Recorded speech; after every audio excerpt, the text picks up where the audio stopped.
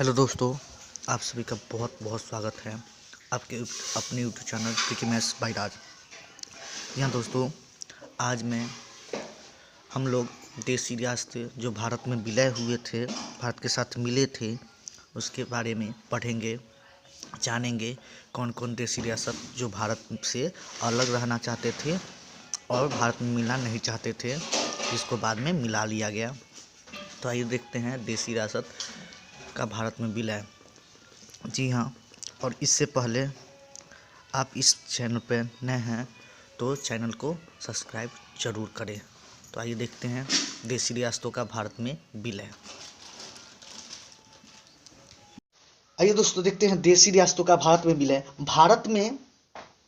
देसी रियासतों का भारत में विलय। भारत जब आज़ाद हुआ 15 अगस्त 1947 को भारत को आज़ादी मिली तो भारत में कुल 565 रियासतें थी। जब 15 अगस्त 1947 को भारत को आज़ादी मिली उस समय 3 तरह की रियासतें थी: ब्रिटिश भारत, भारत के देसी राज्य, फ्रांस एवं पुर्तगाल के औपनिवेशिक क्षेत्र। और भारत को जब आज़ादी मिली तो 565 रियासतों के सामने शर्त रखा गया कि आप इंडिया में शामिल हो जाएं, नहीं तो पाकिस्तान में शामिल हो जाएं, नहीं तो अपना अलग एक राष्ट्र बना ले, इंडिपेंडेंस नेशन बना ले। तो 565 में से कुछ इंडिया में शामिल हो गए, कुछ पाकिस्तान में शामिल हो गए और कुछ अपने आप को स्वतंत्र नेशन के रूप में रखना चाहते थे, स्वतंत्र नेशन के रूप में रखना चाहते थे, जिसमें से एक है जूनागढ़ रियासत। जूनागढ़ रियासत अपने आप को स्वतंत्र रखना चाहता था, अपने आप को स्वतंत्र रखना चाहता था, स्वतंत्र राष्ट्र बनाना चाहता था। जूनागढ़ रियासत पश्चिम भारत के सौराष्ट्र इलाके का बड़ा राज्य था। पश्चिम भारत के सौराष्ट्र इलाके का बड़ा राज्य था। आज गुजरात राज्य क्षेत्र में है, आज गुजरात राज्य क्षेत्र में पड़ता है। आज़ादी के समय वहाँ का नवाब महावत खां था और वहाँ जो जूनागढ़ में ज़्यादातर हिंदू लोग रहते थे, पर मुस्लिम लीग के इशारों पर वहाँ का दीवान अल्लाह बख्श को हटाकर बेनजीर भुट्टो के दादा शहनाज भुट्टो को राजा बना दिया गया। अब देखिए, शहनाज भुट्टो क्या करते हैं कि महावत खां पर प्रेशर बनाते हैं कि आप जूनागढ़ को पाकिस्तान में मिला दिए। महावत खां ने 14 अगस्त प्रेशर में आकर 14 अगस्त 1947 को जूनागढ़ को पाकिस्तान में मिलाने का ऐलान कर दिया। सरदार पटेल चाहते थे कि जूनागढ़ में अधिकतर हिंदू लोग हैं तो जूनागढ़ भारत में शामिल हो। सरदार पटेल नहीं चाहते थे कि यह पाकिस्तान में शामिल हो। इसलिए सरदार पटेल ने 2 बड़े प्रांत मंगोल एवं बबरीवार पर गुरुदयाल सिंह के नेतृत्व में सेना भेजकर कब्जा कर लिया और अंतिम नवंबर तक भारत पूरा जूनागढ़ पर कब्जा कर लिया और जूनागढ़ भारत में मिल गया। लेकिन बिपिन मैनन और सरदार पटेल के इस फैसले से लॉर्ड माउंटबेटन जो बहुत निराश हुए, बहुत नाराज हुए, तो इनको खुश करने के लिए सरदार पटेल ने जूनागढ़ में जनमत संग्रह कराया और कहा कि यहाँ के जनता ही फैसला करेगी कि यह पाकिस्तान में रहना चाहती है या भारत में रहना चाहती है। तो वहाँ पे जनमत संग्रह हुआ, जिसमें से 90% से ज़्यादा लोग भारत में रहने की सहमति दे दिए। 90% से ज़्यादा लोग भारत में रहने की सहमति दे दिए तो जूनागढ़ भारत में आ गया। कब आया? 20 फरवरी 1948 को भारत में जूनागढ़ भारत में मिल गया और महावत खां पाकिस्तान चला गया और 20 फरवरी 1948 को जूनागढ़ भारत में मिल गया, शामिल हो गया। अब एक और रियासत थी जो भारत से अलग एक स्वतंत्र राष्ट्र बनाना चाहती थी, वह थी हैदराबाद रियासत। 1948 में हैदराबाद के निजाम उस्मान अली खां आसिफ शाह देश के बंटवारे के बाद स्वतंत्र रहने का फैसला किया। वहाँ के नवाब थे जो हैदराबाद को स्वतंत्र रखना चाहते थे, लेकिन सरदार पटेल का कहना था एक आज़ाद हैदराबाद भारत के बीच कैंसर की तरह है। मतलब एक आज़ाद हैदराबाद, यदि हैदराबाद भारत में मिल जाए तो अच्छा रहेगा। इसलिए सरदार पटेल ने कहा एक आज़ाद हैदराबाद भारत के बीच कैंसर की तरह है। सरदार पटेल चाहते थे कि भारत में हैदराबाद मिल जाए। उस समय हैदराबाद की जनसंख्या 1 करोड़ 60 लाख थी। से भी ज़्यादा थी। निजाम उस्मान अली खां के पास पैसे भी बहुत थे, जिसके कारण वह भारत में मिलना नहीं चाहता था। कोई कमी पैसे की नहीं थी, जिसके चलते उन्होंने भारतीय करेंसी हैदराबाद में बंद कर दी। भारतीय करेंसी लेना बंद कर दिया हैदराबाद में। उन्होंने पाकिस्तान को 20 करोड़ का लोन भी दिया था।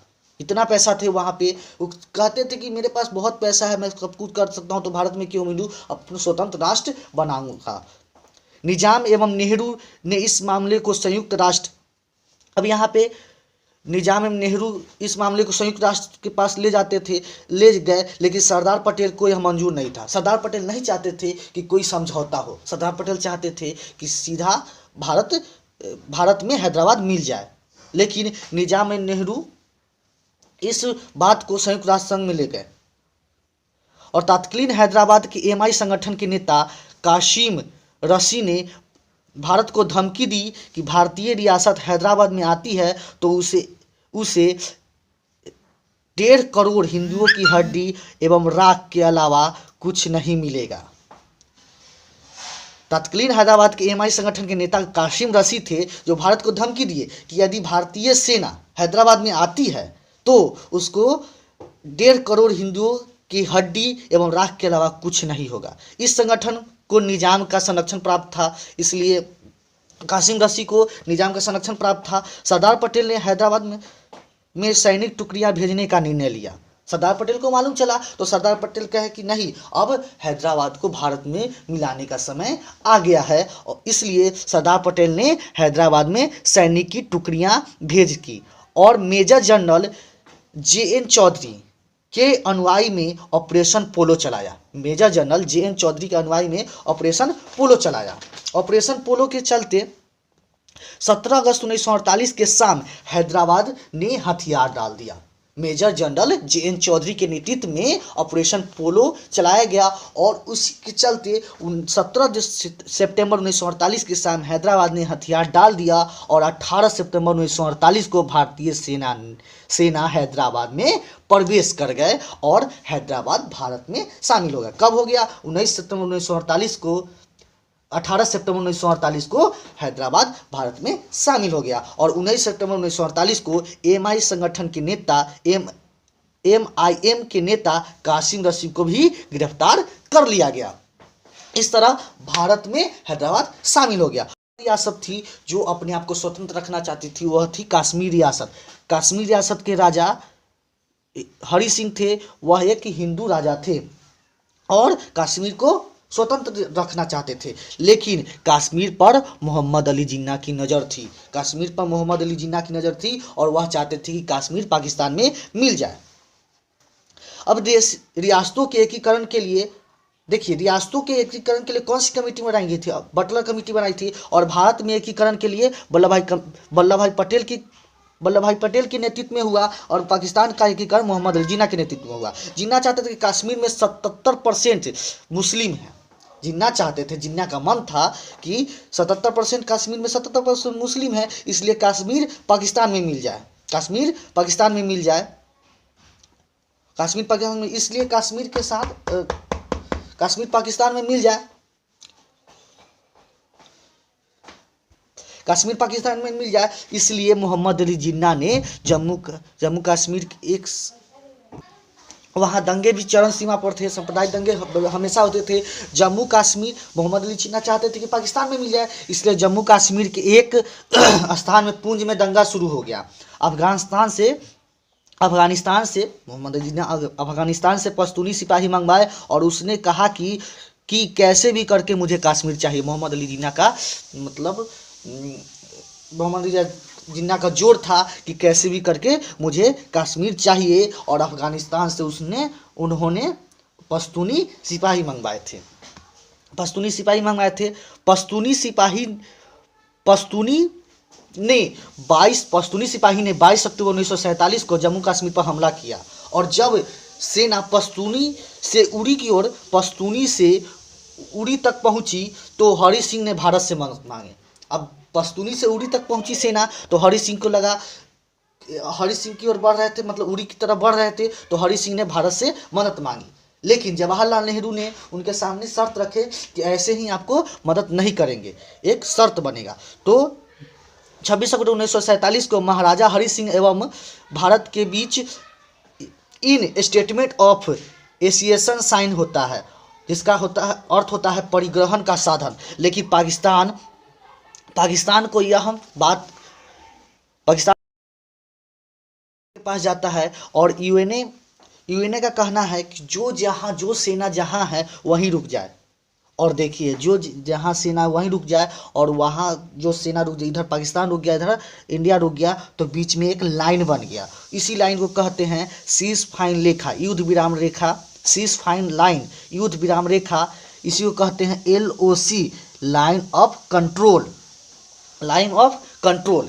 यहीं पे यह लाइन ऑफ कंट्रोल बन गया और यहीं से बन गया, यहाँ से पाकिस्तान का कुछ भाग चल गया कश्मीर में और कश्मीर का कुछ भाग पाकिस्तान में चला गया और कुछ भाग इंडिया में रह गया। पाकिस्तान में जो कश्मीर चला गया उसके POK कहते हैं और इंडिया में जो कश्मीर है वो कश्मीर है। ठीक है, यहीं पे इसका समझौता हो गया।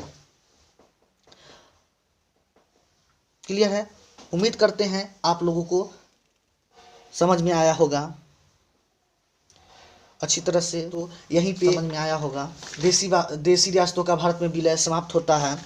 जो 3 रियासतें थी, कौन कौन रियासतें थी? हैदराबाद, जूनागढ़ और कश्मीर रियासत, जो भारत से अलग रहना चाहती थी, भारत से और पाकिस्तान से अलग होकर एक अलग राष्ट्र बनाना चाहती थी। लेकिन सरदार पटेल यह नहीं चाहते थे और सरदार पटेल ने सेना भेजकर हैदराबाद को मिला लिया, अपने में मिला दिया। कश्मीर में हरि सिंह से शर्त रख के मिल गए, कश्मीर से मिल गए और जूनागढ़ में जन्मोत्सव के आधार पर जूनागढ़ भारत में शामिल हो गया। ठीक है, अच्छा लगे तो लाइक करें, सब्सक्राइब करें, कमेंट करना ना भूलें। और जी हाँ दोस्तों, आप यदि इस चैनल पर नए हैं तो सब्सक्राइब जरूर करें।